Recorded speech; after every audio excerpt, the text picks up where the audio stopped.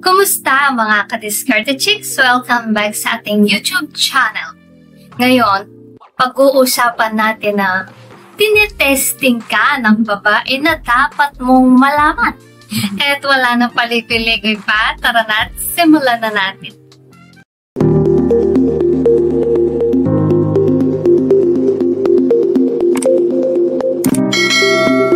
Shout out nga po pala kina Jed Sierra, Edwin Cabrera, Tigreng Bisacol, at kay Felix Himaon. Hello po sa inyo dyan at maraming salamat po sa continuous watching for my videos at sa suporta. Mga guys, kung hindi pa kayo sinasagot ng babaeng gusto ninyo o nililigawan nyo pa lamang, marahil ay tinitimpang ka pa niya. Ito ay lalo na't marami kayong nanliligaw sa kanya. Siyempre naman, lalo na't maganda ang babae, ay may luxury siyang mamili sa mga dumidiskarte sa kanya. Kaya sa pagpili ng lalaking sasagutin niya, madalas ay dinadaan niya ito sa pagsubok para malaman niya more or less kung anong klase ng lalaki at kung karapat-dapat ka ba sa kanya. So, heto na ang 6 tests na pupwedeng gawin sa inyo. Possessive test. Guys, kaming mga babae may mga techniques para alamin kung ikaw ba ay seloso o possessive. Minsan ay tinitingnan namin ang magiging reaction mo kapag may kausap kaming ibang lalaki o kachat. Dito hinuhuli namin ang inyong temperament. Kung kayo ba ay madaling magselos o uminit ang ulo o napkot. Ang tip ko sa inyo mga guys ay be confident sa sarili nyo. Ibig ko sabihin, huwag kayong masyadong pa-epekto sa mga ganito. Kundi maging relax lang kayo kapag negative ang pinakita ninyo ay talo kayo. Number 2, space test. Dito mga guys ay tinetestingin ka namin kung gaanong space pa ang ibibigay nyo sa amin. Ibig ko sabihin dito, ahayaan nyo ba kami sa aming trabaho o diskarte namin sa buhay? O baka naman pati yun ay sasaklawin ninyo? Ang advice ko sa inyo mga guys ay wag na wag nyong saklawin lahat ng area ng buhay ng babae. Lalong-lalo na sa kanyang kabuhayan. Bigyan nyo siya ng tamang respeto sa kanyang trabaho at hayaan siyang dumiskarte din. Sapagkat malamang sa malamang ay gayon din naman kaming mga babae na hahayaan namin kayong ituloy ang hanap buhay ninyo. So, bigyan nyo ng space ang babae sa buhay niya. Huwag mo siyang sakalin. Number 3, testing. Mga guys, huwag kayong mabubulat kung may mga test o pagsubok na ibabato sa inyo ang babae. Kasi dito namin malalaman ang inyong kakayahan para magdala ng relationship. Anong klaseng mga testing ba ito? Nandyan na yung testing sa pangkabuhayan mo. Kung paano ka ba magiging good provider kung sakaling maging kayo na. Minsan simpleng bagay nga lang tetestingin ka namin tulad ng kung saang restaurant mo kami dadalhin sa date.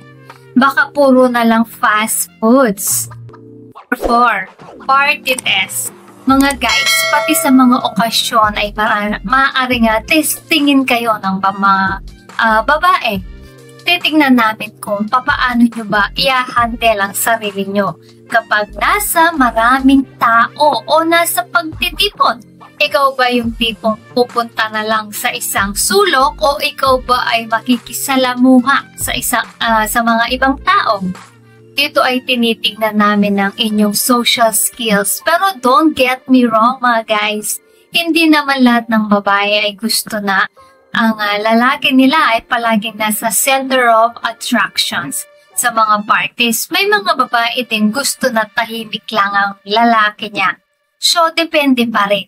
Number 5, messenger test. Ito guys ay sobrang daling test na po pwede namin gawin sa inyo. Dito ay Inaalam lang namin kung available ka ba palagi. Papaano ba ito? Example lang, na message, no? Nag-message ka, minsan hindi agad kami magre-reply at titingnan namin kung anong magiging reaction mo. Kapag nag-send ka agad ng message kahit hindi pa kami nagre-reply sa unang message mo, naku, yari ka na. Lumalabas para sa amin na atat ka o po pwede rin isipin namin wala ka sigurong magawa sa buhay mo. Kapag ganyan mga guys, na nagpakita ka ng pagkaatat at kapag ora-orada ay nagre-reply ka agad sa messages or chat namin, nagpapakita ito na isa kang atat na lalaki at malamang walang magawa sa buhay mo. Hindi positibo ang dating sa amin dito mga guys. Mas na-attract kami kung cool ka lang. Pero bago tayo magpatuloy, kung hindi ka pa nakakapag-subscribe, baka naman i-hit mo ng subscribe button. Now na! As in now na! Number 6, humbleness.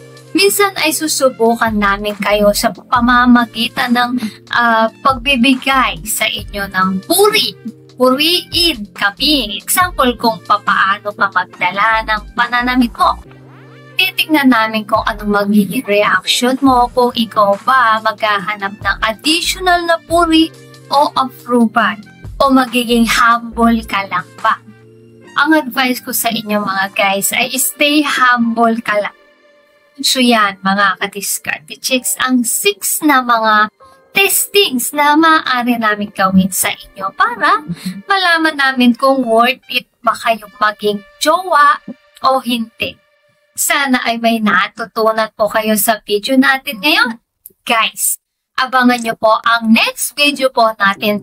Doon ay bibigyan ko kayo ng techniques para ma-miss ka niya. Ayan guys ha, abangan nyo po yan. Please comment down below ang inyong mga reaction sa ating video ngayon. At kung may gusto po kayong i-share or itanong, i-comment nyo lang po sa comment section. Gusto nyo po ang video na ito ay huwag kalimutang mag-like, share, and subscribe para sa iba pang useful na content tulad nito. Maraming salamat sa panonood. Hanggang sa susunod na video, ingat kayo palagi. Let's spread